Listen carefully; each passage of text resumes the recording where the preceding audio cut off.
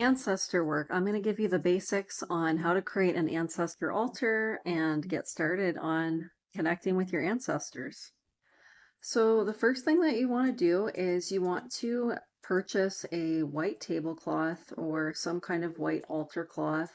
Or if you have one around the house, you can just clean it, wash it, and use it for your altar.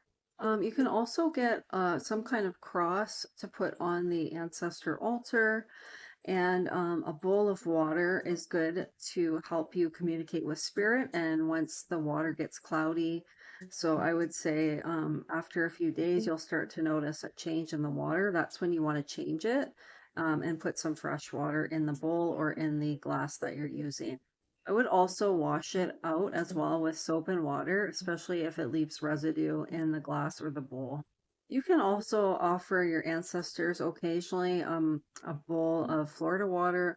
You can also light that Florida water on fire. Obviously, use fire safety when you do that. Make sure you have an extinguisher around in case something goes wrong. Make sure that you don't have anything flammable around the bowls that could catch on fire. The ancestor altar can be used as a place to do spell work. It can be used as a place to pray. It can be used as a place to give your offerings as a thank you for your ancestors helping you. You'll find as time goes on that your ancestors will give you downloads of messages, stuff that you need to do in your spiritual practice. And the more you build a relationship with them, the more messages you will receive. It's important also to thank them with some kind of offering. You can give them alcohol, you can give them black coffee, you can give them some kind of cake or baked goods, cookies, whatever you feel like giving them. You can also make a meal and give them a portion of the meal that you made and just put it on like a clear or a white plate. And I would start doing this at least once a week as a thank you, at least once a week. And then you can also do it more often if you feel guided to. If you'll also feel sometimes that your ancestors are nudging you to give them an offering of cake or wine or liquor or whatever it may be. So make sure you act on those offerings because it's only going to increase and strengthen the relationship between you and your ancestors. When setting up your altar space, you can speak to your ancestors and call in only the ones that you want to connect with if you know them by name. If you don't know them by name, then you can call on your ancestors from the past and just basically say, I only want to connect with the ancestors that have my highest and best interest in mind and that are of love and light, etc., etc. Another thing you can do on your ancestor altar is you can place deceased relatives, pictures of them, or their funeral cards in order to connect with those specific ancestors. You can also place other things that are sentimental to you. Maybe this has to do with something that an ancestor gave you or you gave an ancestor. So make it your own altar. You can also put, a bell on there to call on your ancestors if you want.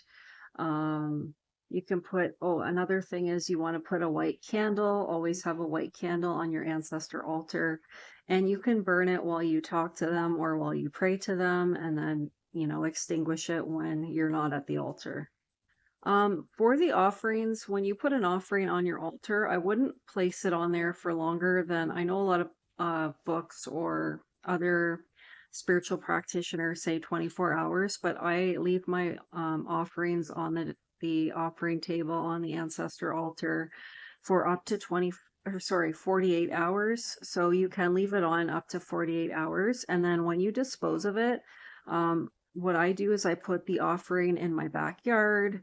That's when I lived in a condo. I would put it on the ground back to the earth in my backyard, which was the back of the condo building. So you can do that. If you even have a house, you can put it in one spot in your backyard, maybe like the corner of your backyard somewhere. Or if you don't want to do that, then you can always just put it back to the earth in a different location if you want to, but make sure that it goes back to the earth. Now, obviously, if it's something that you can't throw out in the backyard because it's, you're littering or whatever it is, then put it in the garbage. But if it's like usually a food item or a drink item, then you definitely want to put it back to the earth. Oh, for cleaning your altar, you can use rose water or Florida water. And you want to do that every once in a while when the altar gets dirty or it gets dusty. So you just take like a cotton swab with some rose water or some Florida water and just wipe your altar down. And then you can put the altar cloth back on top. The more you take care of your ancestor altar, the more they'll take care of you. Also, building a relationship with your ancestors, you will be protected by them. They will protect you from all kinds of negative things, situations, or people. They will give you warnings sometimes in your dreams of things that you need to be cautious or protect yourself from. It will also help you develop on your spiritual path and learn how to um, improve and level up on your spiritual path. They will teach you things, and they will teach you also how to build a proper spiritual connection with them. Those are the basics. I also wouldn't keep your altar too cluttered. Just have like the basic things on there, the cross, okay, especially if they were of, a Christian or Catholic nature, the white altar cloth, the white candle, the bowl of water, the offering plate of food, and then also if you want to add the Florida water bowl or the bell to get their attention, but just make sure you don't have too many items on there where there's all kinds of clutter. And another thing, I would also burn some incense for your ancestors every once in a while. They love incense. You can use any incense of your choice that you want to burn at the time. You can also just use like a purifying incense like frankincense or frankincense and myrrh.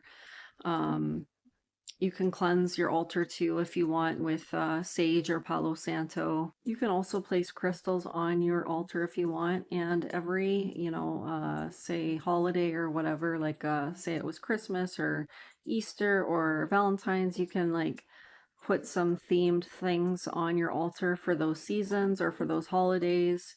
So you can switch up your altar as long as you always keep the white altar cloth on there, it's fine. So I think that pretty well covers it. If you have any questions or comments, definitely put them down in the chat below.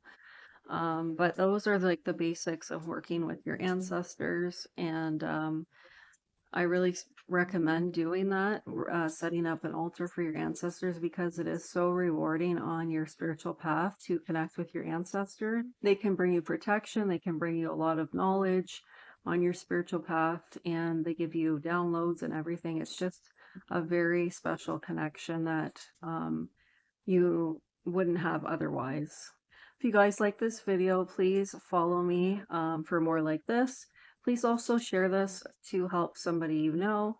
And as usual, I hope you guys have a wonderful day and I send you all the love and light. All right, until next time, take care.